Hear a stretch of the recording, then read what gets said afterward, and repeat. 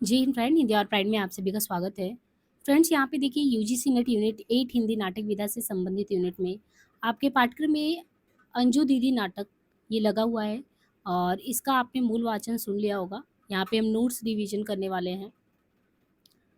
देखिए, सबसे पहले तो हमें ये देखना है कि जो ये लिखा गया है अस्क जी द्वारा, उपेंद्र नाथ अस्क जी का जो जन्म है पंजाब प्रांत के जालंधर नामक प्रांत में सन 1910 ईस्वी को एक मध्यवर्गीय परिवार है, ब्राह्मण परिवार वहाँ पे हुआ था और इनका ये है कि इनके द्वारा साप्ताहिक पत्र भूचाल का संपादन किया जाता था। शुरुआत जैसे मुंशी प्रेमचंद जी का देखेंगे तो उर्दू लेखकीय तौर पे शुरू हुआ था, बिल्कुल इनका भी हुआ था, बाद में ये हिंदी में आ गए थे और लगभग हिंदी की विविध विधाओं में कहानी, उपन्यास, निबंध, लेख, संस्मरण इन सब में भी इन्होंने अपना हाथ आजमाया और बहुत सारी कृतियाँ लिखी। जैसे प्रसिद्ध नाट्य रचनाओं में संबंध में देखें तो ये जो हम देख रहे हैं वो भी एक नाट्य विधा में बहुत एक तरीके से कह सकते हैं कि प्रसिद्ध नाटकों में आता है। तो ये अस्क जी की प्रसिद्ध नाट्य रचनाओं में और कौन से हैं इसके अलावा अंजू दीदी के? तो अंजू दीदी तो 1955 में लिखा इन्होंने, लेकिन इसके पहले इन्होंने जय पराजय 1937 में लिखा। स्वर्ग की झलक देखे 1939 में, छठा बेटा 40 में, कैद और उड़ान करके 1950 में, तैतरे 53 में, अलग अलग रास्ते 54 में, आदर्श और यथार्थ 54 में, अंजू दीदी 55 में, भंवर 61 में, अंधी गली 63 में, बड़े खिलाड़ी 67 में, लौटता हुआ दिन 72 में। यहाँ पे देखिए जो नोट्स रिवीजन करा रहे हैं ये आपके लिए तभी फायदेमंद होगा जब आपने इसका मूल वाचन हमने जो करवाया है उसको बहुत अच्छे से सुन लिया हो। और ये भी ध्यान रखना है, बहुत सारे विद्यार्थी ये कहेंगे आपको चैनल पे हो सकता है नाटक तो वैसे आपको मिल जाएंगे, यूनिट 6 की जो विधाएं उपन्यास की हैं या कथेतर वाला है वो नहीं मिल पाएगा। तो कोई भी चीज़ पढ़ने से पहले अगर आप कुछ दिन के लिए क्लास अगर लेते हैं तो उसमें हम नोट्स रिवीजन ऐड ऑन करके देंगे आपको।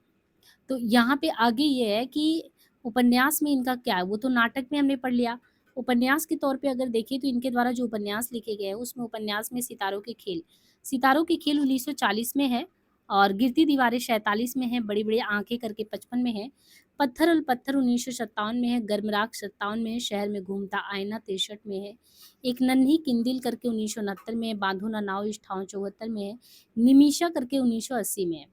तो उपन्यास के तौर पे सितारों का खेल 40, गिरती दीवारें 47, बड़ी बड़ी आंखें 55, पत्थर अल पत्थर 57, गर्मराग 57, शहर में घूमता आईना 63, एक नन्ही किंदिल करके 1969, बांधो न नाव इस ठाव, निमिषा 80 हो गया। कहानी संग्रह के तौर पे देखें तो इनका कहानी संग्रह अंकुर है 1949, नासूर 1949, डांची ये बहुत फेमस कहानी संग्रह है, कई बार पूछा भी गया है, डांची 1949 में है अस्क जी का, पिंजरा 1949 में है और पिंजरे के अलावा अगर देखें तो इनका जो है गोखुर 1949 में है, छींटे 1949, 70 श्रेष्ठ कहानियाँ इनके द्वारा जो कहानियाँ हैं वो देखें तो यहाँ पे 70 श्रेष्ठ कहानियाँ जो है वो भी लिखे गए हैं।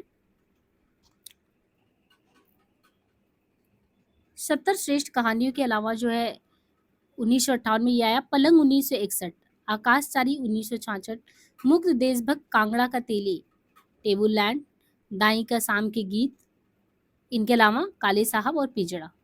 एकांकी संग्रह के तौर पे ये थोड़े से फैक्चुअल आपको पहले बता दे रहे हैं, फिर मूल कथानक पे आएंगे। एकांकी संग्रह के तौर पे इनके एकांकी हैं देवताओं की छाया में चरवाहे, तूफान से पहले, कैद और उड़ान, अधिकार का रक्षक, स्वर्ग की झलक, बहुत फेमस है ये अस्क जी का स्वर्ग की झलक, और लक्ष्मी का स्वागत भी, पापी और बतासिया, जोंक, पर्दा उठाओ पर्दा गिराओ, पूछा गया है कई बार एग्जाम में, पर्दा उठाओ पर्दा गिराओ किसका है, अंधी गली किसका है, मुखड़ा बदल गया चरवाहे।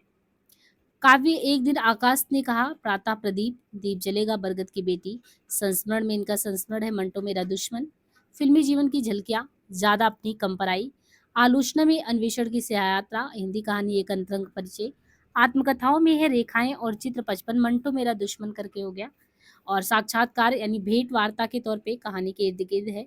अंजू दीदी नाटक के संबंध में जो चीज़ें हमें जानना है वो सबसे इम्पोर्टेंट है कि उसका प्रकाशन वर्ष क्या है, 1955। 1955 में ये प्रकाशन में आता है, लेकिन इसका मंचन देखना है कि आपको 30 जनवरी 1954 को ही बम्बई जो है हिंदी विद्यार्थी मंडल उनके द्वारा सेंट जेवियर कॉलेज में हो चुका था, स्रोत नीलाभ प्रकाशन से पता चलता है। तो 55 में तो आया हमारे बीच, लेकिन 30 जनवरी 1954 को बम्बई हिंदी विद्यार्थी मंडल के सेंट जेवियर कॉलेज में इसका मंचन हो चुका था। नाटक के संबंध में ये देखना ज़रूरी है कि ये नाटक हमारा जो है वो कितने अंकों में है। तो नाटक तो 2 अंकों में, लेकिन अंकों के अंदर 3-3 दृश्य हैं, है ना? देखना है, जैसे 1 अंक हुआ, 2 अंक हुआ, लेकिन उसमें भी आप देखो तो दृश्य 3 है, 1, 2, 3 है, 3 दृश्य हैं, तो 2 अंकों का नाटक 3-3 दृश्य है। अब इसमें जैसे क्वेश्चन अभी यूजीसी नेट में ये पूछ लिया जाता है कि पहले अंक में या दूसरे अंक में क्या चीज़ कहाँ है, कितने दृश्य हैं? तो जो पहला अंक का स्थान है, वो पहला अंक का स्थान दिल्ली में अंजलि दीदी के बंगले की बैठक व खाने का कमरा का समय है। जब हमने मूल वाचन खूब अच्छे से बताया था, तो एक-एक चीज़ आपको वहाँ पे समझाया था। तो आप इसमें देखो, जो पहले अंक का स्थान है, वो पहले अंक की दिल्ली है। दिल्ली में किसका है बंगला? अंजलि दीदी का है। वो भी अंजलि दीदी के जो नाना है ना, उनके द्वारा जो बंगला लिया गया था वही है, क्योंकि इनको दे दिया गया था। इनको शुरू से इनके नाना ने पालन-पोषण किया था। तो दिल्ली में अंजलि दीदी के बंगले की बैठक है, बैठक में भी खाने का कमरा। अब बंगले में तो बहुत सारे कमरे हैं, लेकिन एग्ज़ैक्ट जो है वो बंगले की बैठक व खाने का कमरा है, और समय 1933 गर्मियों का एक दिन है। 33 से प्लस 20 कर लीजिए, 20 साल बाद आप देख रहे हैं कि दूसरे अंक में वही दिल्ली, वही अंजलि दीदी का घर, लेकिन अब अंजलि दीदी नहीं है। वो इस दुनिया से चली गई हैं ज़हर खा के। अब वो दिल्ली में अंजलि दीदी का वही बैठक का स्थान है, कमरे का, लेकिन ये 20 साल बाद 1953 की, यहाँ पे गर्मी का दिन था, यहाँ पे सर्दी का दिन है, इसको एग्ज़ैक्ट डेट ध्यान रखना है। ये परिवर्तन आ चुका होता है 20 साल बाद।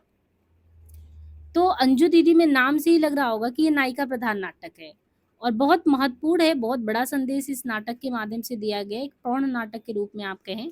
तो पारिवारिक और मनोवैज्ञानिक जो सूक्ष्म अवलोकन किया है अस्क जी ने, बहुत शानदार किया है, कि कैसे लोग अपने जीवन को ना पूरा यांत्रिकता पे डाल देते हैं, मशीन की तरह, जैसे घड़ी की सुई जिस तरीके से चीज़ों को बता रही है, हम अपने जीवन को भी बिल्कुल नीरस बना देते हैं, सरस नहीं। वो अनुशासन, वो नियंत्रण, अव्यवस्था के परस्पर विरोधी चीज़ें, तो क्योंकि सबकी जीवन शैली एक जैसी नहीं है, तो ये जो है अस्क जी के द्वारा एक ऐसा समस्या प्रधान, ये कहते हैं एक समस्या तो है, एक समस्या है ना, कि अगर साइकोलॉजी दृष्टि से देखें तो कोई बहुत ज़्यादा मन के स्तर पे अपने आप को बहुत कुंठित रख रहा है, या बहुत ज़्यादा रियलिस्टिक जीने की कोशिश कर रहा है और सब पे थोप रहा है, तो वो जीवन पद्धति सब नहीं जी सकते। और अंजू एक ऐसी किरदार को इन्होंने एक समस्या के ही रूप में रखा। वो समस्या थी, उनके भाई श्रीपत के माध्यम से बार-बार किया जाता है कि वो मारपीट थी। उसने पूरे परिवार को तहस-नहस किया था, सिर्फ़ और सिर्फ़ कि हमको इस तरीके से अनुशासनबद्ध जीवन जीना है। तो जिसमें एक पुरुष और नारी के माध्यम से भाई-बहन, श्रीपत, अंजू दीदी, ये सब नाटक के पात्र हैं, और बहुत बढ़िया यहाँ पे समस्या समाज का उठाया गया है। 2 अंक हैं नाटक में, परिवार को अपनी इच्छा, अपने विचार और अपनी हुकूमत से चलाकर परिवार के अन्य सदस्यों पर जो है, अंजू दीदी अपनी इच्छा और परंपरा जो है विचार लादने की, तो वो उनकी प्रवृत्ति एक अच्छी प्रवृत्ति होती है, एक सन की प्रवृत्ति होती है। यहाँ पे वो सन की प्रवृत्ति दिखाया गया है, कि परिवार का मुखिया पुरुष हो अथवा स्त्री, यदि कठोर अनुशासनवादी, बहुत नियंत्रण अहमवादी भी हो, तो उसमें जो है बच्चा अपना बच्चापन खो देता है, और जो भी है, जो जीवंत जो ज़िंदगी होनी चाहिए, वो सुख आनंद की ज़िंदगी उनकी छिन जाती है। हम ये भी बताया था कि भूमिका बहुत महत्वपूर्ण होता है, और बहुत अच्छे से आपको भूमिका बहुत विस्तार से पढ़ाया है। आप जब पहला वीडियो देखेंगे मूल वाचन का, तो हमने अंजू दीदी एक मूल्यांकन करके जो कमलेश्वर जी ने लिखा है, बहुत ही इम्पोर्टेंट लिखा हुआ है, और इसको हमने बताया था कि आपको इसको बहुत अच्छे से पढ़ के देखना है, कि हाँ, यहाँ से क्वेश्चन आ सकता है। जैसे अंजू दीदी की वस्तु का संबंध क्या किससे था? अभिजात वर्ग। अब अभिजात वर्ग में कौन थे? नाना जी थे। अब यहाँ पे भी आप अभिजात कुल की नारी अंजलि के मानस में क्या है? जीवन को कंट्रोल करना, अनुशासित करना। वो कहाँ से बीज आया था? उनके नाना से आया था। तो अंजू में वो सारी प्रवृत्तियाँ जो है नाना से आ गई। वो व्यक्तित्व में हठीपना आ गया, और फिर क्या हुआ कि जब वही अंजू दीदी का विवाह जो है यहाँ पे वकील साहब से हो गया, तो क्योंकि वो स्थिति, जब जिसकी जैसी स्थिति है भाई, वो चीज़ तो लेके सामने आएगा, तो वो यहाँ भी लेके आती हैं, ये समस्या हो जाता है। तो यहाँ पे इनकी हठी प्रवृत्ति, उनके अपने व्यक्तित्व में वो हठ जो है ना, वो जब विवाह होता है वकील साहब से, तो एक जिंदा दिल इंसान, उनको भी बंधन में बंध जाना पड़ता है, तभी उनका भाई आके टोकता है। तो वो विवाह से पहले बड़े आज़ाद ख़यालात होते थे वकील साहब, बंधनहीन सरिता की भांति वो बह रहे थे, जिसका आभास मात्र उनकी सैलानी कोशिशों के रूप में कभी-कभी उभर उठता था। आरंभ में ही अंजू के प्रचंड अनुशासन की झलक मिल जाती है, और वो खींच भी जो बिगड़ी हुई मशीन को बनाने वाले मैकेनिक में पुर्जे ठीक से नहीं चलते देख आ जाती है। यहाँ पे देखिए बहुत अच्छे से जोड़ा गया है, कि जो बिगड़ी हुई मशीन को बनाने वाले मैकेनिक में पुर्जे ठीक करने से भी अगर आप देखो तो चलते ना ठीक आती है, क्योंकि शुरुआत में ही आप देखेंगे वो मुन्नी करके वो नौकरानी से, ये है 8 बजे करो, बच्चे को नहाना है 8 बजे, पति को करना है ये, सबको शुरुआत में ही शुरू कर देती है। कहती है कि मुन्नी नाश्ता रखो मेज़ पे, अब नहीं रखी, 8 बजने वाला है, ऐसे कैसे होगा? फिर वही चीज़ बच्चे से भी कह रही उसी उलझन में, बच्चों को भी पुकारती, नीरज बेटा कहाँ हो, 8 बजने वाला है, सुबह 8 बजे। और पाबंदी हर एक चीज़ में, भोजन में, व्यवहार में, शयन में। तो क्या अंजलि केवल ये दिखाने के लिए कर रही थी? ऐसा नहीं है। वो खुद इस चीज़ से, वो सनक है, उसका भाई कहता है ना कि वो सनक है। इस सनक को चालित करने वाली शक्ति क्या है? क्या चलाती है उसकी सनक को? क्योंकि इसकी बात सब मान रहे हैं, उसका अखंड अहम है। अहम पे ही चोट लगता है, जिसकी वजह से वो ज़हर खा के अपने जीवन का अंत कर लेती है। तो अहंवादिता चला रहा है उसको। ये भीषणता उसके दुबले-पतले गहरे शरीर की मोहता, उसके चरित्र की असाधारणता भी उसे असामान्य नहीं बने देती। हास्यास्पद भी नहीं बनती, क्योंकि नाटककार ने बड़ी कुशलता से उसकी एक संबंध को पीढ़ी से जोड़ के दिखाया कि नाना जी भी कुछ ऐसे थे, तो ये भी है। तो क्या गलत हो गया? उसका अपना निजी दृष्टिकोण है, लेकिन वही दृष्टिकोण सब पे लाद देना, बाप से लेकर बेटे तक, घर की व्यवस्था से लेकर बच्चे के सपने को भी बलि का बकरा बना देना, सारी चीज़ें। तो यही चीज़ है कि वो नौकरों के रहन-सहन, अदब-कायदे की मान्यताओं तक उसका चाबुक मार पड़ता है, और इस चाबुक की मार उसकी मृत्यु के बाद तक अगली पीढ़ी जब आती है, उसकी बहू की, तो बहू भी बिल्कुल आ जाती है, वो भी सास का अनुसरण करती है इस मामले में। जब अंजलि का चित्र आता है तो सहसा एक अतिशय व्यस्त, दुबली-पतली, खूबसूरत सी तरासी आधुनिका के रूप में नज़र आती है, जिसके प्रवाह से घर भर में एक संयत हलचल की आवाज़ पड़ती है। सीमेंट के फर्श पर उसकी फुर्ती से चलते कदमों की सरसराहट, ऐसा लगता है कुर्सी में सहमे से रखे हैं, दरवाजे और खिड़कियों पर लगे हुए पर्दे धीरे-धीरे हिल रहे हैं। तेज़ हवा भी उन्हें झकझोर नहीं सकती, क्यों? इसका मतलब घड़ी ज़ोर से घंटा नहीं बजा सकती, चादर शिकन डाल सकने का साहस नहीं, रसोई घर में बर्तन धीरे-धीरे, एक पूरा जो घर है, एक सव्य आतंक, इसको कहते हैं नहीं, सव्य आतंक छाया हुआ है। और पूरे घर में आप देखो, दूसरी स्वच्छता, धुंधियापन। अंजलि की आँखें हर अव्यवस्था पे छोटी से छोटी गलती और अनियमितता को ताक रही होती है। और इतना ही नहीं, उससे घर का हर पुर्जा अपनी नियमित गति से चलने के लिए बाध्य, तेजी से नहीं चल सकता, धीमा नहीं पड़ सकता।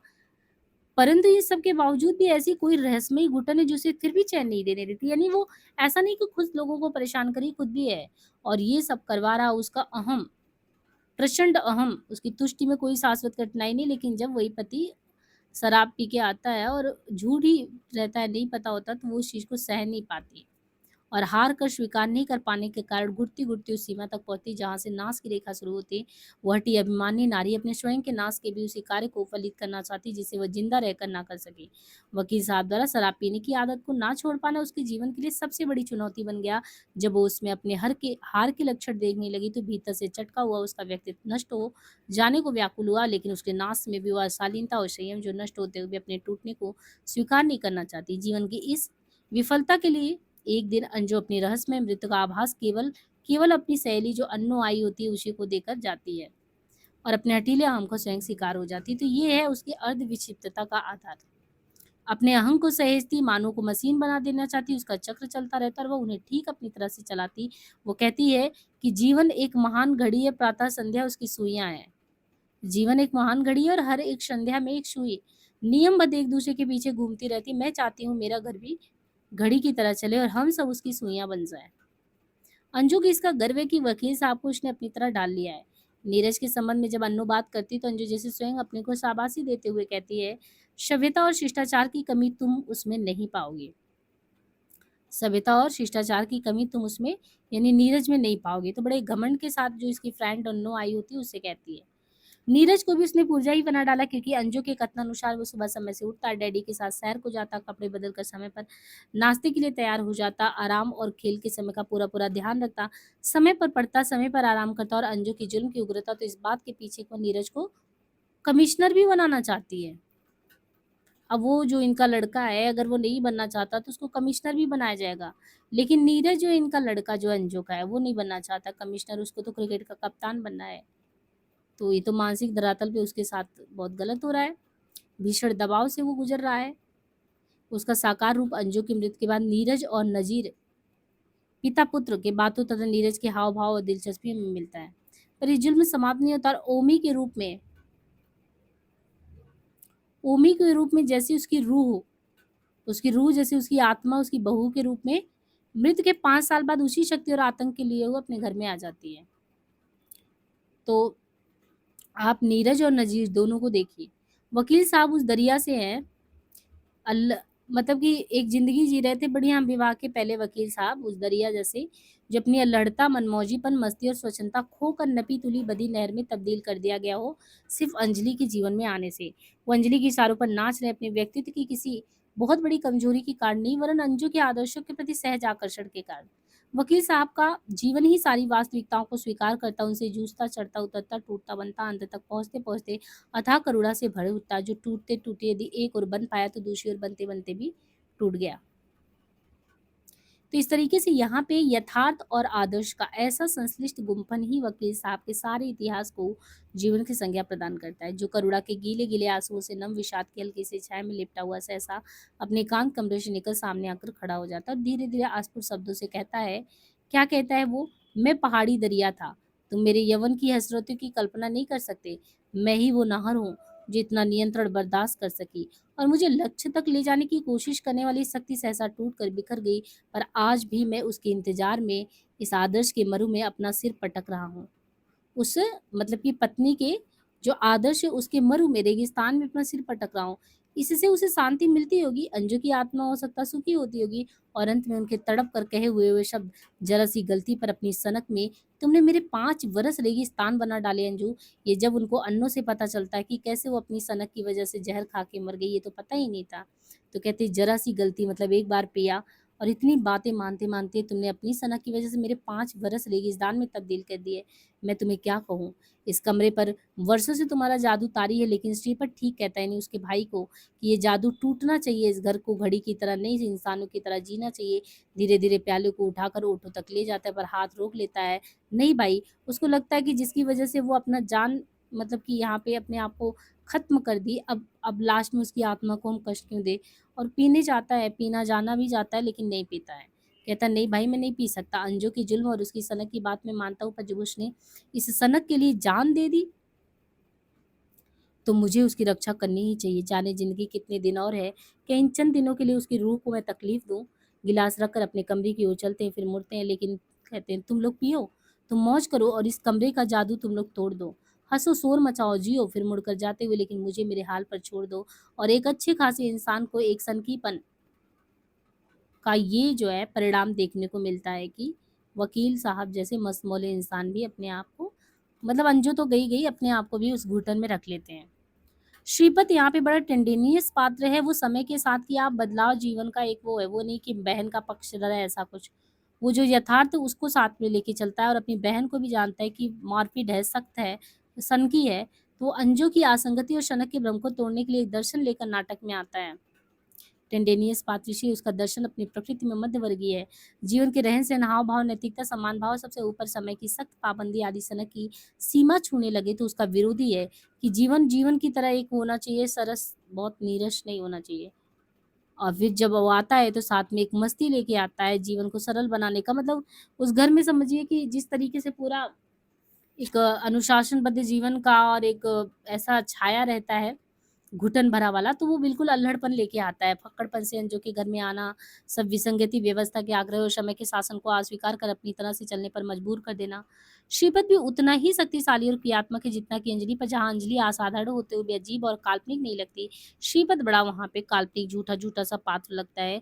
अपनी इकाई में पूर्ण और वास्तविक ऐसे में सैलानी जीव जैसे रमते जोगी एक नहीं हज़ारों पड़े, जो जीवन के छोटे-छोटे आदर्श बनाए उन्हें व्यावहारिकता में अपनाते हुए दुर्लभ आदर्शों की रूढ़ता प्रदर्शित करते हैं। श्रीपत निश्चय ही आदर्शवादी है पर धार्मिक आदर्शवादी नहीं जैसे कि अंजलि है। श्रीपत एक झंझावात की तरह आता है, परिवार में आता है, सब अस्त-व्यस्त करता है, सबको खुश रखने की कोशिश करता है। सबके लिए क्या अंजलि के लिए तो बहुत बड़ी चुनौती खड़ा कर देता है। फिर वही सेम चीज़ 20 बरस बाद अंजू के जादू को वो उस परिवार से काट फेंकना चाहता है, जब ओमी उसकी बहू आ जाती है।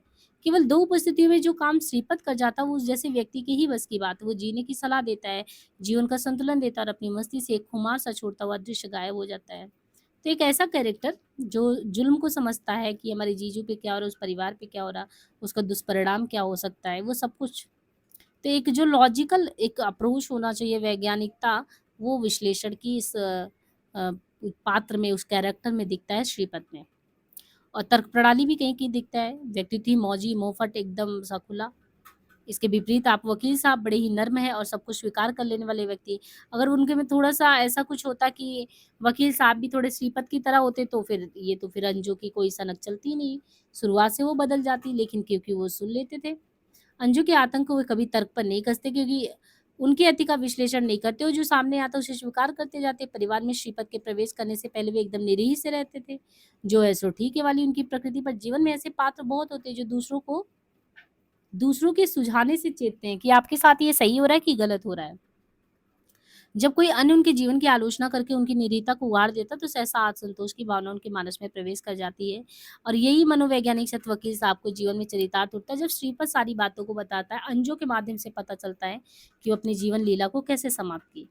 उसकी सुप्त चेतना में इसका बीज उनका भाई ही डालता है और वो कहता है, वाह जीजा जी, आपको अपनी कसम, भगवान को साक्षी जानकर कहिए, शादी की कल्पना में ज्यादा आनंद है या शादी में?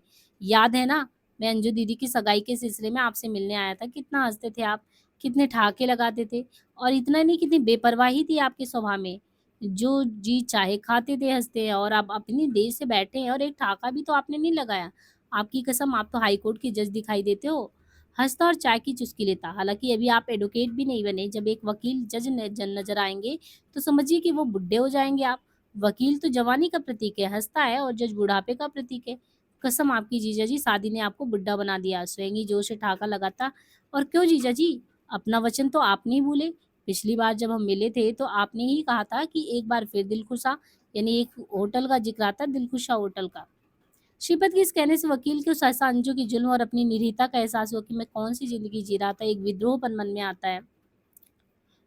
अंजू के आतंक को तोड़ने के लिए यहीं से वो थोड़ा थोड़ा बीज जो है शुरू हो जाता है, जो श्रीपत इनके कानों में डाल देता है। और अंत तक पहुंचते पहुंचते यही मानसिक संघर्ष तब प्रतिफलित होता है, जब बिल्कुल वो अन्नों के माध्यम से जान जाता है कि वो अपने जीवनपन को कैसे, अपने जीवन को समाप्त की। श्रीपद जीवन के सलाम में बहता, पर अपने को संयत रखने की अद्भुत शक्ति भी रखता है। उसके हृदय की व्यापकता में सभी के लिए स्थान है। जब 20 साल बाद भी वो अन्नों से कह सकता है कि यदि मुझे पता होता तुम मुझे छूने की कोशिश में हो, तो मैं रुक जाता और तुम्हें पकड़ा ही दे जाता। यानी जब 20 साल पहले वो अन्नों से मिला था और उसे लगा, जब दोबारा 20 साल बाद संवाद हुआ कि ना अन्नू विवाह की, ना वो उस तरीके से, तो वो किया भी तो छोड़ भी दिया। तो उसने कहा, अगर मुझे पता होता तो मैं अपने आप को जो है मैं रोक लेता, तुम्हें पकड़ा ही दे जाता। उसके एक क्षण बाद ही नौकरानी मुन्नी से कह सकता है, अभी भरी नहीं तबीयत यहाँ से, चलो दिखा लाएँ बाहर की भी दुनिया तुम्हें। तो बिल्कुल एकदम फक्कड़पन, कोई वो चीज़ नहीं है कि जो भी कहना सीधे सपाट कहो। और वो अंजू की मार से संतप्त मौन पात्रों को देखकर उसके जुल्म के प्रति कराहता है। अंजू की तस्वीर देखकर वो सहसा बुदबुदा उठता है। मान गए भई अंजू दीदी, तुम्हारे जादू को मान गए। पर अंजू के उस दबाव और अत्याचार का वो विरोधी भी है। अपनी सगी बहन की आत्महत्या की बात सुनकर भी वो दया से द्रवित नहीं होता। वो लॉजिक की कसौटी पे रखता है कि क्या दया होता है। जब बहन ही सख्त और मारपीट थी, सनकी थी, तो उसने अपने ही सनक में तो सबको इस तरीके से बनाया, अपने आप का अंत किया। तो क्या सहानुभूति? क्योंकि वो जानता है कि अंजू का अंत यही हो सकता था, एक गलत काम को देखकर जैसे अनायास ही उसका मन विरोध में उठ खड़ा होता है, ठीक वैसे ही 20 बरस बाद भी श्रीपत अंजू के अत्याचार की पुनरावृत्ति उनकी बहू ओमी जो आती है उनके द्वारा देखता है। वही बच्चों पे जुल्म, वही पति पे, वही बिल्कुल अत्याचार वाला सब कुछ। तो वो विरोध भावना फिर उसके अंदर वो चीज़ आ जाता है। वो अन्नू से कहता है, कसम ले लो जो इन 20 वर्षों से कभी मेज पर सोया हूँ, लेकिन यहाँ आकर मालूम हुआ कि अंजू दीदी अपनी प्रतिनिधि छोड़ गई, यानी ओमी को। जो कुछ बातों में अंजू की भी कान काटती, तब न जाने क्या हुआ कि फिर वैसे का वैसा हो गया। वो जिस अत्याचार को अंजू में देख रहा था, अंजू नीरज पर कर रही थी, उसी को फिर ओमी द्वारा उनका लड़का जो नीलम है, तो उनके पे देख रही है। तो अंजू वही बच्चे पे अपने नीरज पे कर रही थी, आज ओमी वही नीलम पर। अंजू जो थी वो नीरज को कमिश्नर बनाना चाहती थी, वो क्रिकेट का कप्तान बनना चाहता। दूसरी ओर नीरज का पुत्र नीलम जो है, वो कवि बनना चाहता है, लेकिन नीरज उसे कप्तान बनाना चाहता है, उसकी पत्नी ओमी आईएएस। तो वही मानदंड तो पहले उन पे लागू हुआ था, वही चीज़ यहाँ पे है। यानी एक अतिरिक्त सपना जो वो लोग फलीभूत नहीं कर पाए, वो बच्चों से करवाए। ये अतिरिक्त सपना जिसके जीवन में फलीभूत नहीं हो पाते, वो उसे सत्य बनते देखना चाहते हैं, जीवन के किसी गहरे असंतोष को अपनी संतति के माध्यम से तृप्त कर लेना चाहते हैं। यदि किसी की स्त्री या माँ किसी भयंकर रोग से डॉक्टर के अभाव में मर जाती है, तो उसके सुप्त मानस में ये भावना कहीं से आकर बैठ जाती है कि वह अपने बेटे को डॉक्टर बनाएगा। इसी तरह असंतोष के विभिन्न रूपों का सफल प्रतिपादन असंतुष्ट मनुष्य की चाह बन जाता है। इसी चाहत की सहज प्रतिक्रिया के शिकार नीरज और नीलम है। स्वयं नीरज उस वंचना से ग्रसित रहा, पर उसे निष्कर्ष नहीं निकालता और क्रिकेट कप्तान बनने की अपनी अतिरिक्त आकांक्षाओं की पूर्ति के लिए नीलम को तैयार करता है। तो जो चीज उससे नहीं हुआ वो अपने पुत्र से करवाएगा। और श्रीपत उनका भाई जो है वो देख रहा है भाई, यही चीज की उस बच्चे के साथ हुआ, पर आज ये बड़ा हो गया, आज अपने के साथ कर रहा है। सारे अत्याचार तो बिल्कुल ही चल रहे हैं, वही जादू फिर चल रहा है। अंजू यदि वकील साहब की शराब पीने की लत के कारण ना मरती हुई किसी और सनक से मर जाती, उसको ऐसा लगता है उसका अंत तो यही होना था। क्यों? क्योंकि उसकी जो कमजोर नसें है ना, वो किसी भी छोटी छोटी बात को लेकर फट सकती थी। इसलिए उस तिलिस्म को जानबूझकर तोड़ता है और अंजू की आत्महत्या का राज अनभिज्ञ वकील के सामने खोलकर जीवन जीने का मार्ग दिखाता है। अन्नू जब उसको ये रहस्य बताती है श्रीपत को, तो बोलती किसी को मत बताना, लेकिन उसे लगता है कि नहीं, जीजा के सामने ये बात बताना चाहिए, तो वो बता देता है। जिस आतंक से स्वतंत्र उस जीवन का रूप वो सामने रख पाए, इसलिए वो बता देता है। और लेखक चाहता भी है कि उसको पता चले ये बात कि हमने कहाँ पे गलती की, हमने गलत चीज को हाँ में हाँ क्यों मिलाया। नीरज और ओमी श्रीपत और अंजू की परछाइयां हैं। नीरज और ओमी जो है श्रीपत यानी अपने सास ससुर की परछाइयां हैं। ओमी तो अंजू की रूह है, आत्मा है, और नीरज वो श्रीपत का अपूर्ण सपना है। यानी पूरा सपना नहीं है ये नीरज का। नीरज कौन है? श्रीपत का अपूर्ण सपना है। और नीरज का पुत्र नीलू उस सपने की संभावित परिणति का संकेत। पर अन्नो तो वो सूत्र है जिसके अभाव में इस नाटक की कथा वस्तु को संजोया ही नहीं जा सकता। अन्नो के हाथ में ही वो सूत्र है जिसे लिए हुए अपने में वो सिमटी सिमटी एक परिवार के सारे दृश्य को देखती और बुनती जाती है। एक घटना का सूत्र दूसरे से 20 वर्ष के व्यवधान को उसकी उपस्थिति ने जोड़े रखा है। शायद जीवन की सबसे बड़ी विडंबना तो अन्नो ही लेकर चली है। श्रीपत सब कुछ समझते हुए भी सहज उपेक्षा से उसे टाल जाता है। वो तो अपने जीवन की रंगीनी लेकर मुखरित ही नहीं हो पाती कि नाटककार की कलम उसका जीवन दान मांग में लेती है और यूं ही अपनी कार्य सिद्धि कर लेती है। तो इस तरीके से इन पात्रों के माध्यम से जीवन को लेकर जिस संवेदना को उभारा गया है, वो अपने मूल रूप में एक विचार, जीवन का सुख दुख हर्ष विषाद सब कुछ है। और यहाँ पे लेखक ने जो है, जो नाटक है, क्योंकि वो अपने पात्र अपनी तरह से जीते चले जाते हैं, वस्तु निर्माण होता है, और जो संदेश देना है, केंद्रीकरण, जो अंतःचेतना में बैठाना, वो भी करते हैं। उस सनक को भी एक तरीके से ये भी बताते हैं कि हाँ, समाज के लिए ऐसी चीजें बिल्कुल ठीक नहीं है। अब ऐसी चीज़ों से अगर सनक का सका जो है घर परिवार हो रहा है, घर परिवार से 4 लोग समाज में जा रहे हैं, तो समाज में भी वही चीज़ें हैं। जीवन झूठा, कृत्रिम आवरण में जीना, दबाव और मानसिक अत्याचार। तो श्रीपत इन घटना सूत्रों के माध्यम से इसी चीज़ को लोगों के प्रति जो है अपनी बातों से वही चीज़ बताता है। दूसरों पर व्यक्तिगत विचारों का आरोपण अपने में एक नैतिक पाप है, जो अन्नू कर रही है, जो अंजलि कर रही है। खलील जिब्रान की एक पंक्ति है कि बच्चों को सब कुछ दो पर अपने विचार मत दो। बच्चों को आप सब कुछ दो, लेकिन अपने विचार मत दो। परंपरा रूप में अंजू नीरज को अपना सा बनाना चाहती है और नीरज अपने पुत्र नीलम को। अब यहाँ भी देखने वाली बात तो यही है ना कि ऐसा नहीं है कि गलती सिर्फ एक ही जगह हो रही है, वही चीज रिपीट हो रहा है। नैतिक पाप की ये परंपरा दोनों पीढ़ियों में चलती है। अभिजात वर्ग की जिस झांकी को अस्क जी ने इसमें प्रस्तुत किया है, वो यद्यपि उस जीवन का एक अंश है, पर जितनी संपूर्णता से उसे अभिव्यक्ति मिली है, वो अन्यत्र दुर्लभ है। सामाजिक जीवन चाहे वो किसी वर्ग का हो, विषमताओं और खूबियों से मिलजुल कर ही बना होता है। समाज के जिस वर्ग का प्रतिनिधित्व इस नाटक में हुआ है, उनकी समस्याओं के अंतर्भूत यथार्थ का उद्घाटन तो इसमें है ही, साथ ही उसका विश्लेषण भी है, चीर-फाड़ भी है, वरन उसके उपचार का उपाय भी पेश करता है। यदि एक ओर अस्क जी ने उस वर्ग के भ्रम, सनक और व्यर्थ मूल्यों को अपनी पूरी शक्ति से ध्वस्त किया, तो दूसरी ओर उनके संतुलन के मार्ग को निर्देश भी किया। अस्क जी विध्वंसक और निर्माता दोनों रूप में सामने आते हैं। समानता हिंदी नाटकों में अभी तक इतनी निर्मल कहानी भी नहीं आई। अभिजात वर्ग की एक नहीं अनेक समस्याएं, उन परिवारों में ये जो आपसी विद्वेष है, सेक्स की विकृतियां, अनेकों अनेक समस्याएं जिन्हें उठाया जा सकता है, पर शायद अस्क जी की दृष्टि ऐसी चीज पे गई है, बहुत सतर्कता से उन्होंने पकड़ा है। इस नाटक में कहीं भी कलुष, वासना या विकृत प्रेम तो नहीं आता। एक अति साधारण बात को उठाकर सामने रखा गया, और सोचा जाए तो ये चीजें हो सकती है, बहुत सारे घरों में ये चीजें हो सकती हैं, और जो कि बहुत ही हानिकारक हो सकता है समाज के लिए।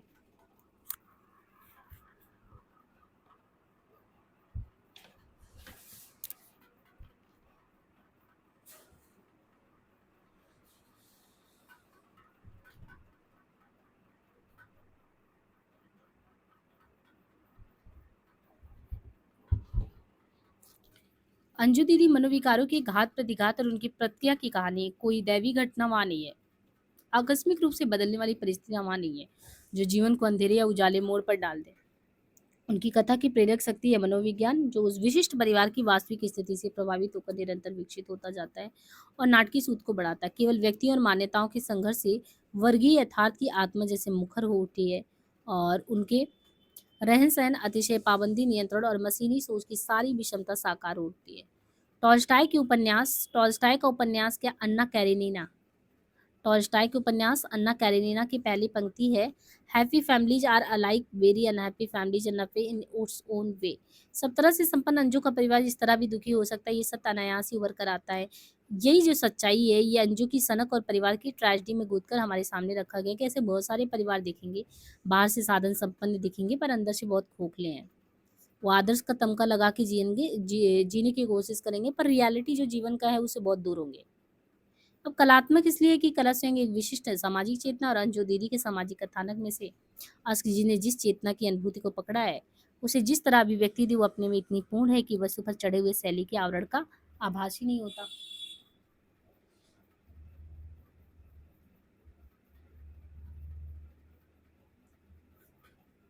वो इतनी पूर्ण है कि वस्तु पर चढ़े हुए शैली के आवरण का आभास ही नहीं होता, और वस्तु स्वयं में इतनी सजी सवरी लगती है कि कहना कठिन हो जाता है कि उस पर शिल्प का आवरण है या नहीं। वस्तु और शैली का ये एकीकरण और एकात्मकता ही कलात्मक सिद्धि है।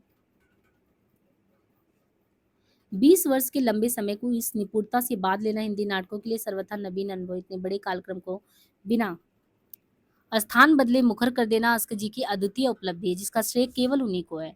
नाट्य रचना के इस नवीन प्रयोग के लिए हिंदी का पाठक और दर्शक उनका ऋणी रहेगा। केवल 2 अंकों में इतनी बड़ी चीजों को समेट लेना, एक ही स्थान पर सिर्फ गर्मी और सर्दी का अंतर, यहाँ तक कि एक ही कमरे में जीवन नाटक को इस तरह संजो देना, ये मंचन के लिए भी बहुत सही है ना। 2 अंकों में 2 बड़े-बड़े और 2 छोटे दृश्यों को अद्भुत शिल्प के साथ डाल देना, इतने कम परिवर्तन से जीवन को रंगमंची अनुभव देकर सजीव आकार देना। तो ये अस्क जी का अगर आप देखें तो, जहाँ पे जैसे प्रसाद जी के नाटक वगैरह खेलने में बड़ा दिक्कत हो सकता है, यहाँ पे बहुत सही है। और अस्क जी के सृजन स्रोत इस दिशा में प्रभावान है कि ये हमारे लिए एक बहुत बड़ी प्रेरणा की बात है, इस तरीके से इस चीज़ को कर पाए। वैसे अंजू दीदी का ये जो नाटक है 30 जनवरी 1954 को बम्बई हिंदी विद्यार्थी द्वारा जेवीएम खोला खेला गया था। भूमिकाओं में यहाँ से क्वेश्चन आया था आपके कि जो ये जेवीएम में खेला गया था बम्बई हिंदी विद्यार्थी परिषद में, उसमें कौन सा रोल किसने अदा किया था? तो ये ध्यान ध्यान दीजिएगा, सावित्री थी वो अंजू दीदी थी, मेन जो किरदार थी सावित्री अंजू, और अंजू आनिमा उनकी नीरजा। नीरजा जो बनी थी सावित्री बनी थी अंजू, आनिमा नीरजा, एग्जैक्ट ये नाम पूछ लिया गया कौन कौन बना था। अंजू सावित्री जो है वो भूमिका में अंजू की थी, नीरजा आनिमा के, नंदिनी जो है मुन्नी के, श्रीकांति लाल वकील साहब के, श्रीपत सोम श्री ओम प्रकाश जो है राधू, श्री सावरिया है, नीरज मास्टर राधा बल्लभ है। इस नाटक का निर्देशन प्रसिद्ध नाटककार श्री सत्येंद्र शरत ने किया था। ये भी ध्यान रखना है कि नाटक का जो है निर्देशन किया था श्री सत्येंद्र शरत ने किया था, ये चीज था। और बाकी अंजू दीदी जो है ये रंगभूमि द्वारा लक्ष्मी टाकीज इलाहाबाद के हाल में 22 जनवरी 1956 को बड़ी सफलता से खेला गया था, रंगभूमि द्वारा लक्ष्मी टॉकीज। श्री राज जोशी के निर्देशन में ये हुआ था। यहाँ पे आप देखेंगे तो अभिनेताएं चेंज है, जैसे वहाँ पे अलग ही अंजू, यहाँ पे अंजू देसी सेठ हैं, इन नारायण ज्वाला प्रसाद है, अन्नो हीरा चड्ढा है, श्रीपत राज जोशी, ओमी कुसुम तारी, नीरज जगदीश है, मुन्नी नाथ जानकी गौड़ है, नजीर नरेंद्र है, चपरासी जुल्फिकार नकवी करके हैं, राधू भोलानाथ, मधुर है, नीरज नीलाव है, नीलम ऋतुराज करके हैं।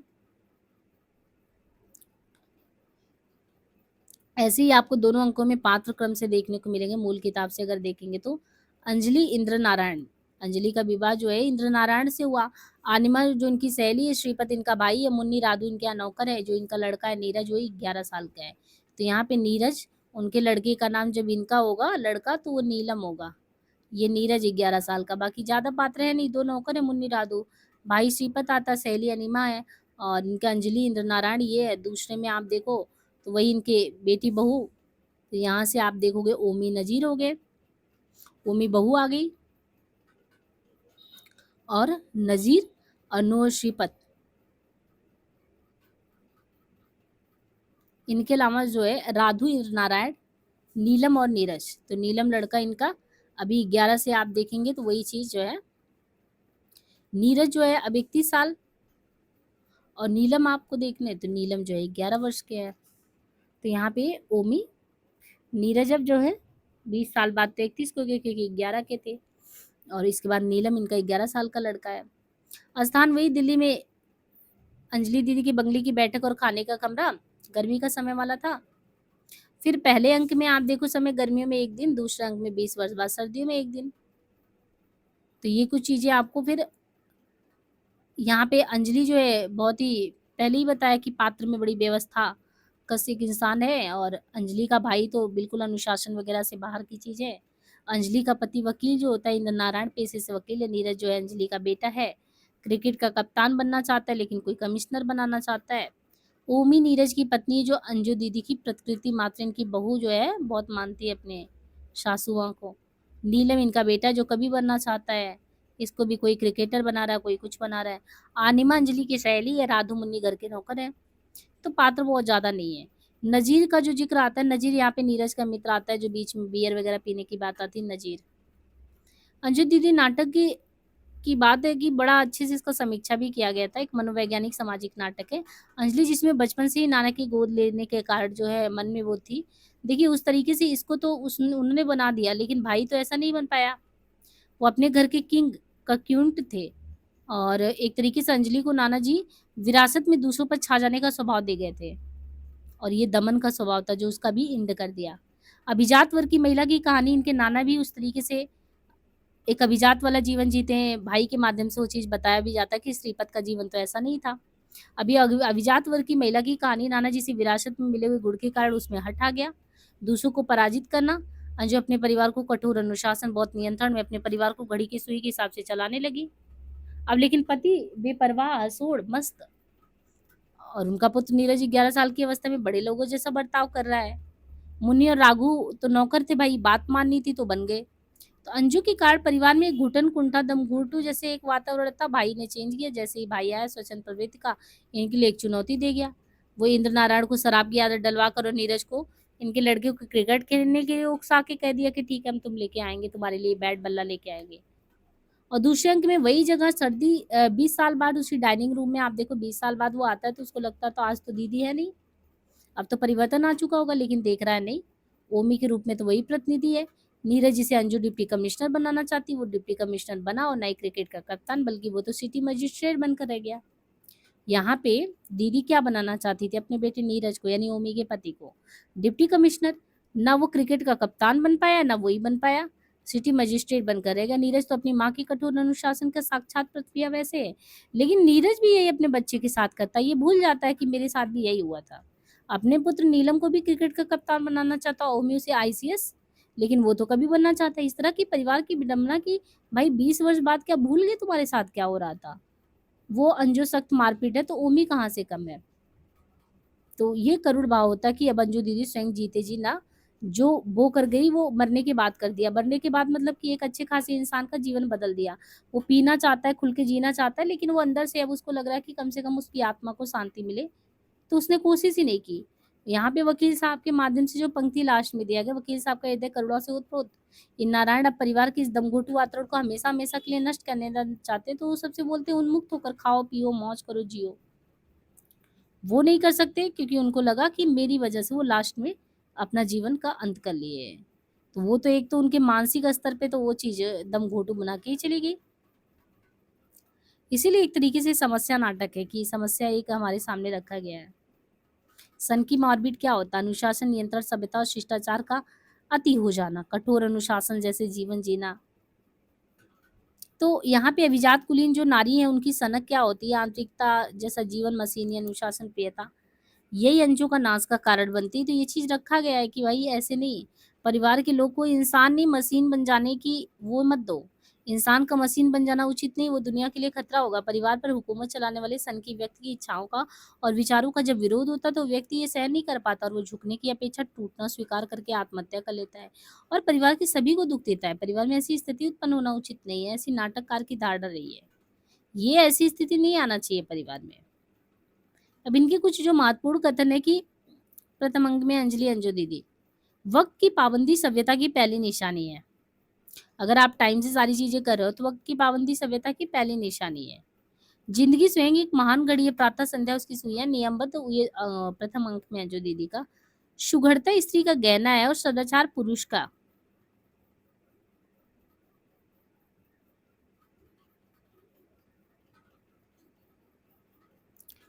शिष्टाचार शादी का ये कह लें कि बंधन का प्रतीक है। उधर आपकी शादी हुई, इधर आपके गले में शिष्टाचार का जुआ पड़ा।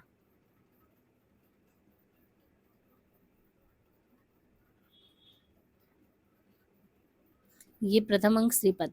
आचार व्यवहार के सभी कानून कायदे शादीशुदा लोगों के अधेड़ दिमागों की उपज है। श्रीपद कहता है आचार व्यवहार के सभी कानून कायदे शादीशुदा लोगों के अधेड़ दिमागों की उपज है। भिन्नता ही तो जीवन का रस है। श्रीपद कहता है भिन्नता ही तो जीवन का रस है। जब इंसान मशीन बन जाएगा तो वो दिन दुनिया के लिए सबसे खतरे का दिन होगा। इंसान का मशीन बनना सनक का ही दूसरा रूप है। मुझे कीचड़ में फेंक दो और आशा रखो कि मैं अपने कपड़ों को उसके छींटों से बचाए रखूं, ये कैसे संभव है? ये नीरज कहता है कि मुझे कीचड़ में आप फेंक दो, फिर रखो कि मैं अपने कपड़ों को उस छींटे से भाई कैसे बचा के रखूं? कोई भला आदमी सफल मजिस्ट्रेट या कलेक्टर हो ही नहीं सकता, ये नीरज का कहना है। जरा सी गलती पर अपनी सनक में तुमने मेरे 5 वर्ष रेगिस्तान बना दिए। ये इंद्र नारायण को जब बात पता चलती कि वो खुद ही मर गई थी, तब उनको लगता है कि मैं किसके पीछे टाइम दिया। अस्क जी 1910 में जालंधर में हुए थे, 96 में मृत्यु इनका हुआ था, प्रकाशन वर्ष ये 55 में था। और 2 दृश्य में 3-3 कुल मिला के 6 दृश्य थे। 54 में बताया बम्बई में, दूसरा इसका इलाहाबाद में हुआ था। नायिका प्रधान था। 33 से 53 प्लस 20 वर्ष यहाँ पे हैं। और हाँ, अपने स्वर्गवास के 2 दिन पहले ज्वर की दशा में नाटक का सारा मसौदा पढ़कर लिखकर ये कहते कि मुझे अपार हर्ष, दुःख और आश्चर्य में छोड़ गई।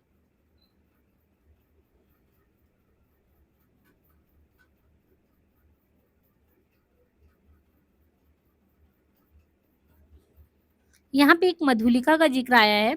मधुलिका के बारे में क्या है कि जैसे समर्पण होता किसी किताब का, तो इसमें मधुलिका को जो है लेखक ने, अस्क जी ने कहा वो मेरे मित्र श्री गोपाल दास की तीसरी लड़की थी, 9.5 साल की थी, प्यारी सी बच्ची।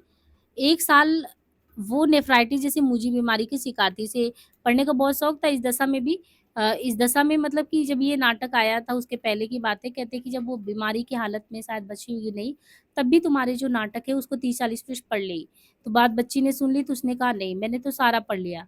और ऐसे ही ये जो वाक़या हुआ था 16 मार्च 1955 को इस संसार से चली गई, इसलिए जो है लेखक उस बच्ची को याद करते हैं। बाकी श्री कमलेश्वर जी कहते हैं अंजू दीदी का वस्तु का संबंध अभिजात वर्ष से, अभिजात कुल की नारी अंजलि के मानस में जीवन को नियंत्रित अनुशासित रखने की प्रवृत्ति के बीच संस्कारगत है, जो उसे गोद लेने वाले नाना ने दे रखी है। और श्रीपत वो कैरेक्टर है जो अंजू के सनक को भ्रम को तोड़ता है। अभिजात वर्ग की जिस झांकी को अस्क जी ने इसमें प्रस्तुत किया, यद्यपि उस जीवन का एक अंश है, पर जितनी संपूर्णता से उसे अभिव्यक्ति मिली वो अन्यत्र दुर्लभ है। अंजू दीदी मनोविकारों की घात प्रतिघात की प्रक्रिया है, और पहले भी बताया happy families are alike every unhappy. तो बात तो वही है।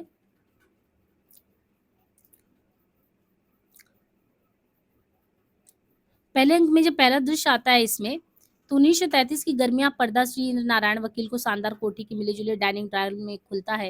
लेकिन कोठी वकील साहब को चूंकि दहेज में मिली, इसलिए वो उनकी कोठी ना कहलाकर उनकी बीबी श्रीमती इंद्र नारायण की कोठी कहलाती, जो साधारणतः अंजलि दीदी यो अंजू दीदी के नाम से फेमस है।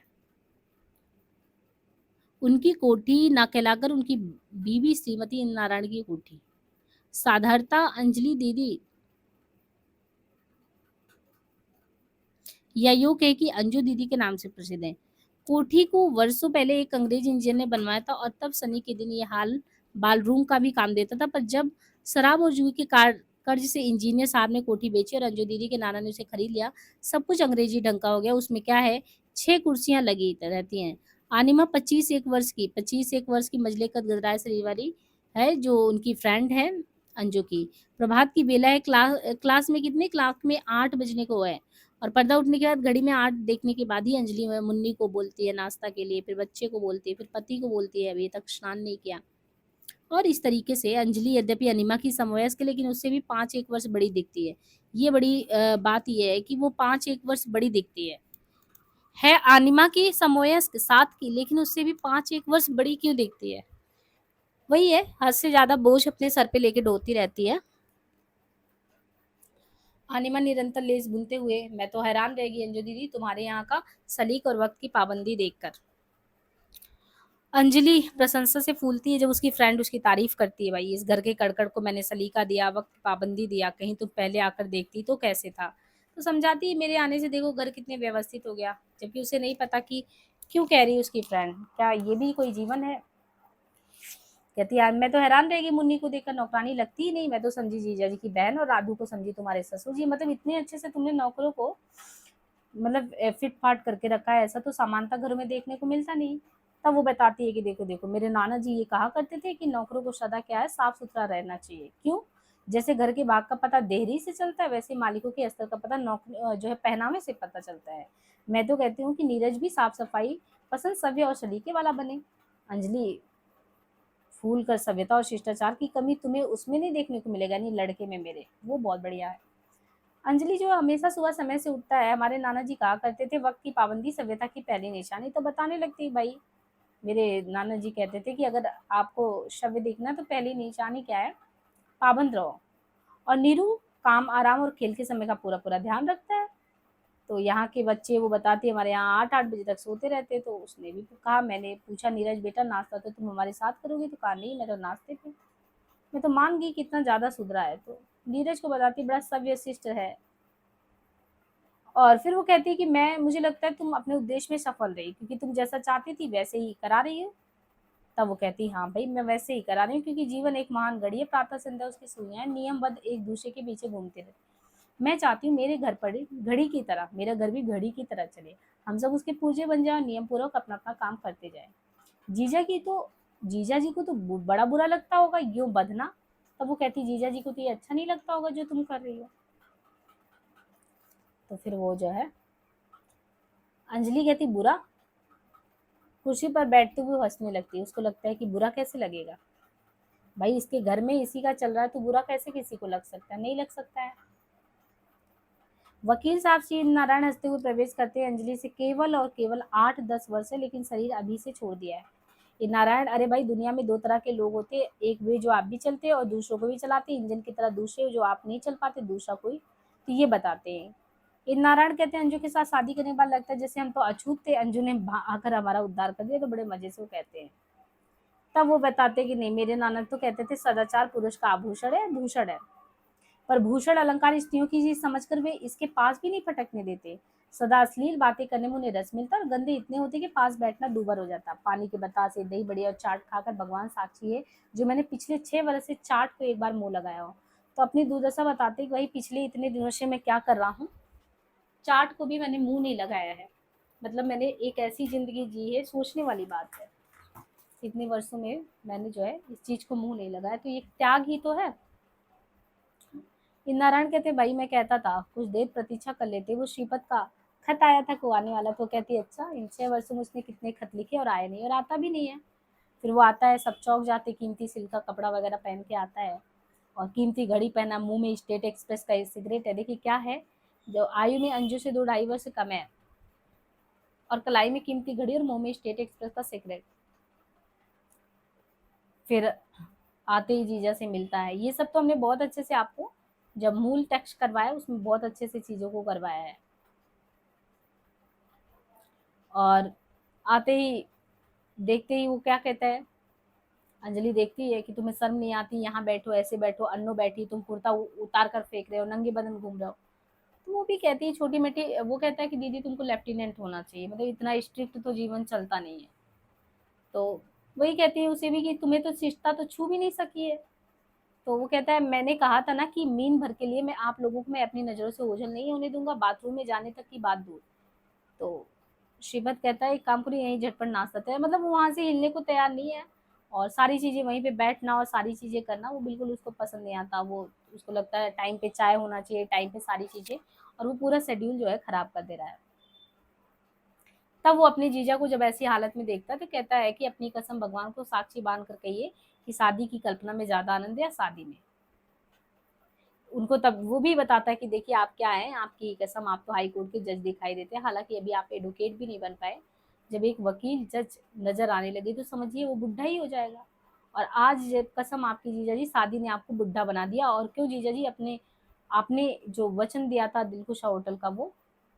और फिर यहाँ पे श्रीपद चाय का जो है दूसरा प्याला बनाता हुआ जो गाना गाता है ना, ये भरी बज्म में राज की बात, भरी बज्म में राज की बात, बड़ा बेअदब हूँ सजा चाहता हूँ। तो अनिमा पूछती है ना उसके भाई से कि तुम शिष्टाचार में बिलीव नहीं करते, तुम्हारी बहन इतनी स्ट्रिक्ट है तुम्हें। तो कहता नहीं नहीं, मैं बिल्कुल ये सब नहीं करता, ये आपकी आज से इनके सामने सिर नीचा किए शिष्टा से ये मुस्कुराओ, मानो आपके सारे दांत झड़ गए, ये आपकी सलहज है। इनके सामने विनम्रता से ऐसे हंसो मानो आपकी बत्तीसी मोतियों की ये आपकी पत्नी है। आचार व्यवहार सदाचार और शिष्टता की मौसी है। मेरे ख्याल में आचार व्यवहार के सभी कानूनी कायदे शादीशुदा लोगों के अधेड़ दिमागों की उपज है, इसलिए मैं ब्याह की कल्पना ही करता हूँ। तो बताता है मैं ब्याह की कल्पना करता हूँ लेकिन बंधन में नहीं फंसता। क्यों? क्यों अन्नू, क्या तुम भी शादी वादी करना चाहती है? मेरी भी तरह ब्याह के सपने ही देखना पसंद करती है। और नीरज 10-11 साल का बच्चा नीली बुशर्ट और सफेद नौकर पहन के आता है, सुसंस्कृत दिखता है, बाल सुलभ चंचलता दिखती ही नहीं। श्रीपत उसे बाहों में उस तरीके से लेना चाहता है तो देखता है, लेकिन वो अभी आया मामा जी। श्रीपत गुनगुनाता है, क्या फिर से गाने में आता है, लट उलझी सुलझा रे बालम, माथे की बिंदियां बिसर गई मोरी अपने हाथ लगा जा रे बालम, लट उलझी सुलझा रे बालम। तो दो गाने आगे क्लास में पूछता है तो बोलता है 5वीं में पढ़ते हैं, पढ़ लिख कर क्या बनना चाहता है, डिप्टी कमिश्नर बना बताता है। तो नहीं बताता नहीं है, वो तो कहता है कि मतलब मम्मी चाहती है। वो खुद से पूछते तुम, तो कहते नीरज कहता है मैं तो क्रिकेट का कप्तान बनना चाहता हूँ। तो कहता है ऐसे तो नहीं होगा, 2 घंटे खेलना 6 घंटे पढ़ना। तो कहता नहीं 6 घंटे खेलना। सीपत कहता है 6 घंटे खेलो 2 घंटे पढ़ो, अगर वो बनना है तो तुम्हें वो करना पड़ेगा। फिर पहले ही उसमें आप देखो तो ये अंक में जो है पहले अंक में पहले उसमें जो है ये दस्तूरे जवाबंदी है कैसा, तेरी महफिल में यहाँ तो बात करने को तरसती है जवा मेरी। तो एक तरीके से कि क्या दस्तूरे जवाबंदी कैसा तेरी महफिल है, यहाँ तो बात करने को तरसती है जवा मेरी, बात ही नहीं कर पाता।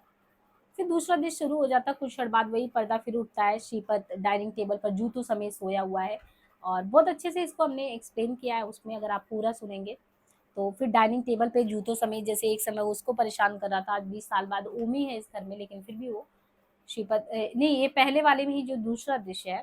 और डाइनिंग टेबल पर जूतों समेत सोया है, मेज की चादर वगैरह गोल सा बना है, सिर के नीचे तकिए का काम दे रहा है, क्योंकि मेज इतनी लंबी नहीं टांगे पसार कर ले सके, इसलिए उसका एक टांग दूसरे घुटने पर, और लेकिन दोनों टांगे एक और की झुकी हुई। और मेज के पास फर्श पर एक क्या है, आधा जला सिगरेट पड़ा है। घड़ी में कुल मिला के अगर देखे तो घड़ी में 12, तो पहले में तो 8 देखा था, अभी 12 बज चुके, लेकिन वो पड़ा हुआ है। तीसरे में कुछ क्षण बाद फिर से पर्दा उठता है, तो क्लॉक में अब 3 हो गए, तो 8, 12, 3 की बात है। अब डाइनिंग रूम में श्रीपत पहले से मेज पर सोया हुआ, ड्राइंग रूम में अंजलि और वकील साहब बात करते हुए देखते हैं कि चलो चलो देखो कैसे वो सोया हुआ है। उसको श्रीपत को जगाने की काम करते हैं उसके जीजा, लेकिन वो जागता नहीं है।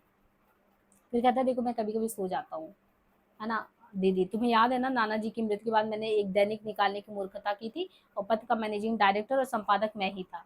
तुम्हारी कसम, मैं तो थर्ड में भी सो जाता, पर भीड़ कम वक्त इतनी थी कि एक बार जाकर बैठा तो उठकर कमर तक सीधी नहीं कर सका। श्रीपत आराम करना चाहिए। अरे दीदी, कभी समय नियत करके भी आराम किया जा सकता है। आराम किया जाता है जब आराम को जी चाहे। जीजा जी के सोने का वक्त है, पर मैं सोकर उठा हूँ, सुलाकर देख लो साथ साथ कौन ज्यादा सोता है, जोर से ठहाका मारता है। बढ़कर वकील साहब के कंधे को थपथपाते हुए तो कहे, मैं कहता हूँ क्या हो गया जीजा जी आपको। और वो दीर्घ निश्वास भरते हुए कंधे झटक कर, रहे भाई समझौता करना ही पड़ता है जीवन में। तो एक चीज ये भी बताते हैं कि भाई जीवन में समझौता करना पड़ता है, ठीक है। और अपने आप हंसता है। उतने में मुन्नी आती है, आप खाना खा लीजिए, हम लोगों के आराम का समय है, वो सारी चीजें। तो वो पूछता है, नींद आती है? जब आती है चाहने पर कभी नहीं आती। क्यों मुन्नी, तुम्हें बदे वक्त का ये आराम पसंद है? श्रीपत, और हमारे घर में किसी तरह का बंधन नहीं। बात असल में ये है कि स्वर्गीय नाना जी ने अंजू दीदी के दिमाग को जकड़ रखा है। वे भी डिक्टेटर थे, सदा अपनी राय दूसरों पर लादा करते थे। तब वो बताता है, मैं जो कहती हूँ तुम जाओ आराम करो, मैं देती हूँ खाना, तो बताती है। तो कहती है मैं खाना देती हूँ नौकरानी से, क्योंकि उसको लगता है नौकरानी पे भी डोरे डाल रहा है। तो श्रीपत कहता, ना मानो दीदी, ऐसी बनी सौरी नौकरानी रखोगी तो जीजा जी कभी दिल दे बैठेंगे, आदमी है ना आखिर बेचारे। फिर वो गुनगुनाता है, उम्मीद तो बध जाती है, तस्कीन तो हो जाती, वादा ना वफा करते, वादा तो किया होता। और फिर श्रीपत कहता है देखते ही, क्या हो बेटे, क्या वक्त पर आए हो, सुनो हम गा रहे हैं। गाता है, फिर गाता है, नाकामी तमन्ना दिल इस सोच में रहता, या होते तो क्या होता, ये होतो तो क्या होता। श्रीपत कहता है, मैं यहाँ से जाते ही क्रिकेट तुमको खेलना ना, तो नीरज के लिए कि सारा सामान तुम्हारे लिए भेज दूंगा। अंजलि जो है, नीरज क्या कर रहे हो तुम यहाँ, दूसरे कमरे से बुलाती है, इसको लगता है अपने मामा के साथ रहेगा तो बिगड़ जाएगा। और फिर बाहर खोजी वाला आवाज़ देता है, चटपटी मसालेदार चीज़ें। अब यहाँ पे बड़ा इंटरेस्ट हो जाता है, सबको खिलाने का काम करता है कि आज ये चलो चीज़ें खाओ। बाहर से कुल्फ़ी वाले की आवाज़ आती है, उसको भी बतासे पानी के लिए, नारायण के लिए भी कहता है। नीरज कहता है मैं कुल्फ़ी लूँगा, अनिमा कहती है मैं मूँगी के लड्डू लूँगी। तो यहाँ पे अनिमा मूँगी के लड्डू, नीरज कुल्फ़ी की बात करता है। श्रीपत कहता है अरे मुन्नी और दूसरों नौकरों को बुला लो, और तुम लोगों ने तो बहुत दिन से ये चीज़ें देखी नहीं है। कहो दीदी तुम कुल्फ़ी लोगी, दही बड़े खाओगी, मूँगी के लड्डू, चाट या सब। अंजलि जल कर जो है लगभग चौंकते हुए कहती है नाना जी कहा करते थे दुनिया में 3 तरह के आदमी होते हैं। एक वे जो आप भी चलते हो दूसरों के भी चलाते हैं, जैसे इंजन की तरह वो चलते हैं, आप इंजन चल रहा है लोगों को चला रहा है। दूसरे वो जो आप नहीं चलते पर चलाओ तो चल जाते हैं गाड़ी के डिब्बे की तरह। और तीसरे वे जो आप ना चलते ना दूसरों को चलने तो ब्रेक की तरह। और श्रीपत हमारे घर में अगर देखें तो ब्रेक की तरह है। अंजलि चिड़चिड़ाहट को बिना ध्यान लो अन्नो तुम मूंगी के लड्डू खाओ, यानी उसकी तरफ ध्यान मत दो, अपनी जो बहन है उसकी तरफ कहता है कि ध्यान न दो। और इस तरीके से अंजलि जो है अपने पति से, मैं कहती हूँ आप मस्त होकर पानी की बतासे उड़ाए, क्या ख्याल भी है अभी 4 बजने को। तो ये 4 बजने की स्थिति की बात है जब पानी बतासा वगैरह सब खाने बैठे। श्रीपत चौकर कहा क्या 4 बजने को है, और दही पड़े को तसली खट से रख देता है। मेरा मेरा कुर्ता कहाँ है, मुझे 4 बजे दिलखुशा पहुंचना है, मेरे मित्र 4 बजे उधर ही स्टेशन पर आने वाले हैं, और 7 बजे की गाड़ी से जाना है मुझे। तो ये सारा चीज कह के अंजलि को क्या मालूम था, और वो इस तरीके से चलने लगता है। और इस तरीके से उसका लड़का खेलने की बात करता है तो कहता है आप चलो किताब वगैरह लेके बैठो। और इस तरीके से जो है पहला अंक यहाँ पे समाप्त हो जाता है। फिर दूसरा अंक आप देखो, दूसरा अंक शुरू होता है 20 वर्ष बाद। पहला जो है दूसरा अंक जो है पहला दृश्य इसका है 20 साल बाद। पर्दा उसी डाइनिंग में खुल रहा है। इस 20 वर्ष के यद्यपि पर्दे के कपड़े, मेज पोस्ट और गद्दियां तक के गिलाफ बदल गए, सजावट और सफाई में वैसा अंतर नहीं। खाने के कमरे में सामने की दीवार पर अब एक 5 वर्ष पुराना कैलेंडर लटक रहा है। कैलेंडर और पर्दा उठते ही डाइनिंग टेबल को 5 कुर्सियों के नीचे, यानी पर्दा उठेगा तो डाइनिंग टेबल जो है उसको 5 कुर्सी और मेज के नीचे छठी पर अन्नू बैठी लेस बुन रही है। कुछ क्षण बाद पहाड़े के कमरे से ओमी तेजी से आती, बिल्कुल उसी तरह 8 बजने वाला किचन से आवाज़। मुन्नी, तो वो भी बोलती है नीलू बेटा कपड़े बदल लिए तुमने। नजीर और ओमी जो है किचन के दरवाजे से।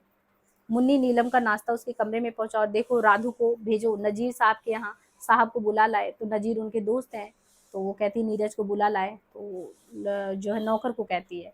ओमी कहती है क्या करूँ, अन्नो मौसी शोर ना मचाओ तो नाश्ते को 12 बज जाए।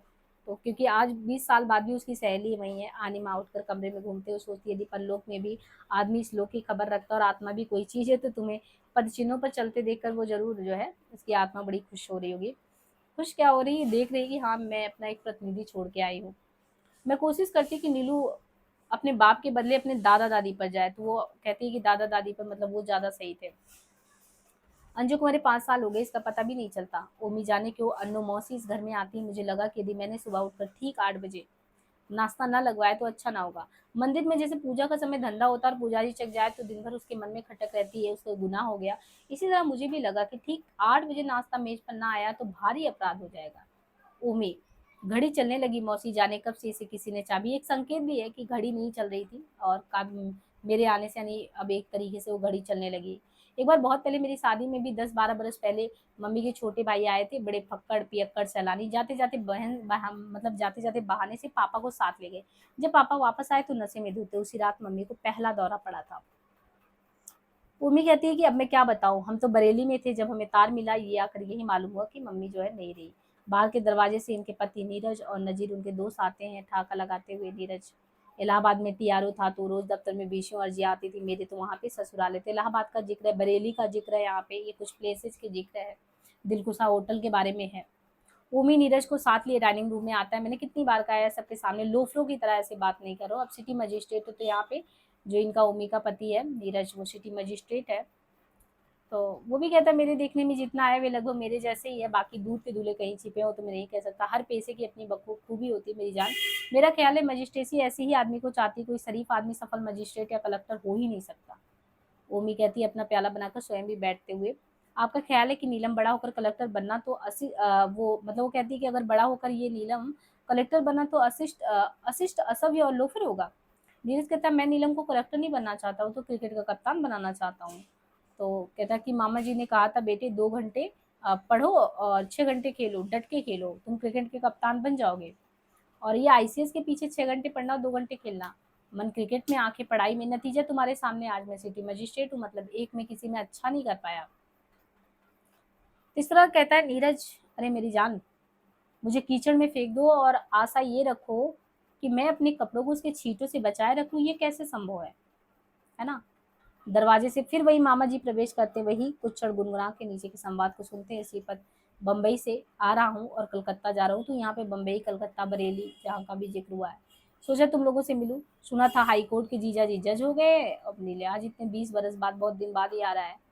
नीरज जी मामा जी, श्रीपत, कुछ बरस पहले बम्बई की फिल्मी दुनिया में एक स्त्री से भेंट हुई जिसे मैंने बिल्कुल अपने जैसा पाया। श्रीपत, तुम्हें तो बेटी सचमुच किसी बड़े सरकारी अस्पताल में मैट्रन नहीं चीफ मैट्रन हो जाना चाहिए। तो ये किसको कहता है, बहू को कहता है कि तुम्हें तो किसी बड़े सरकारी अस्पताल में मैट्रन होना चाहिए।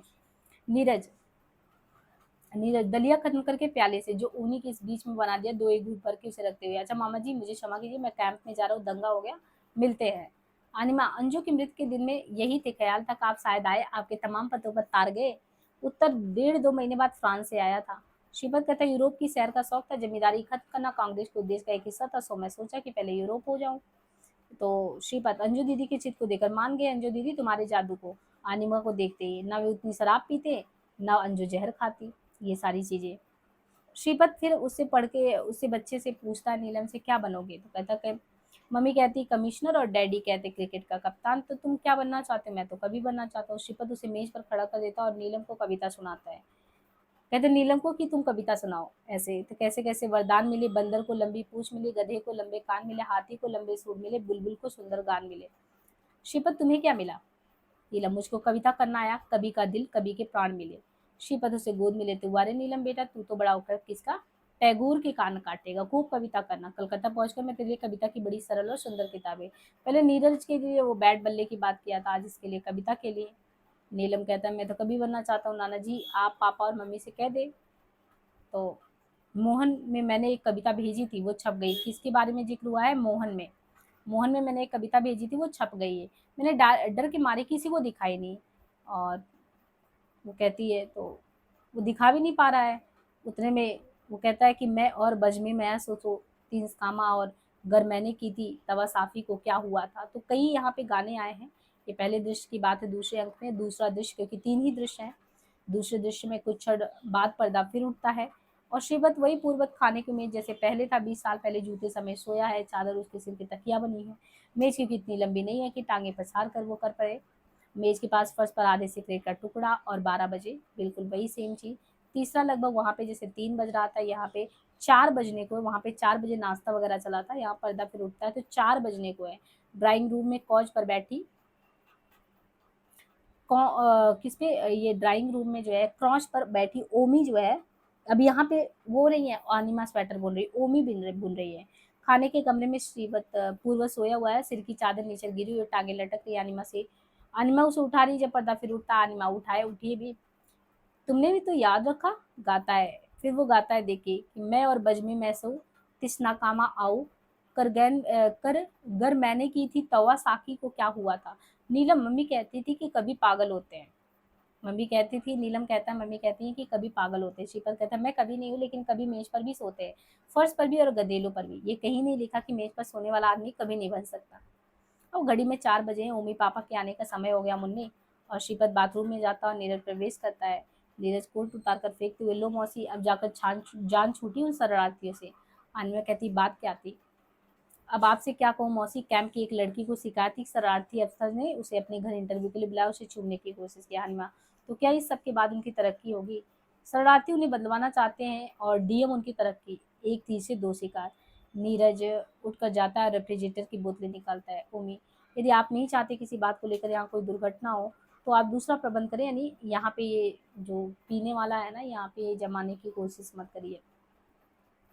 इतने में चपरासी क्रिकेट का सामान लेकर प्रवेश करता है, क्योंकि वो क्रिकेट का सामान उसके पिता लाए थे अपने लड़के के लिए। वृंदा स्पोर्ट्स वर्क के आदमी क्रिकेट का सामान दे गए थे। वो कहता, बेटे देखो, तुम्हारे लिए ये सब लेके आए, इस एल्बम का क्रिकेट देख लो, बहुत नामी हस्तियों के इसमें चित्र वगैरह हैं। और नीरज, गधे की तरह सारा दिन पढ़ाई की बोझ ढोगे तो गधे बन जाओगे, अपने नीलम को कहता है। इन नारायण, मुन्नी मुन्नी, राधु बहू। इन नारायण क्यों बेटी, क्या सीपत आया था। मेरे ब्लैटिंग पैड पर उसका बड़ा सा नाम है।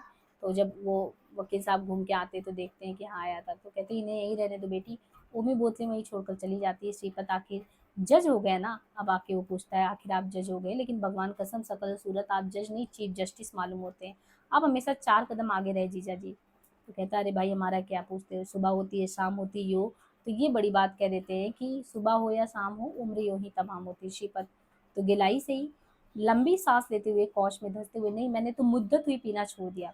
श्रीपत कहता लेकिन आपको मालूम नहीं अंजू कितनी मारफिट थी सकती, वो अपने अभिष्ट की सिद्धि के लिए क्या कुछ नहीं कर सकती थी। किंचित धीमे स्वर में वो फिर सी नहीं, मेरी मरी उसने तो जहर खा लिया। श्रीपत हंसकर, अंजू मेरी बहन थी और जितना तुम अपनी सास को जानती हो उससे ज्यादा मैं अपनी बहन को जानता हूँ। ओमी व्यंग से, आपकी बहन भी तो आपको जानती थी ना। तो वो नाराज होता है। इन नारायण गिलास उठाते और अंजू की चित की ओर देखते हुए, जरा सी गलती पर उस अपनी सनक से तुमने मेरे 5 साल खराब कर दिए अंजू। तब उसको लगता है, तो कहता नहीं अब इस घर का जादू टूटना चाहिए, बहुत हो चुका है इस घर में। जिस तरीके से उसने किया ये चीज़ सही नहीं था।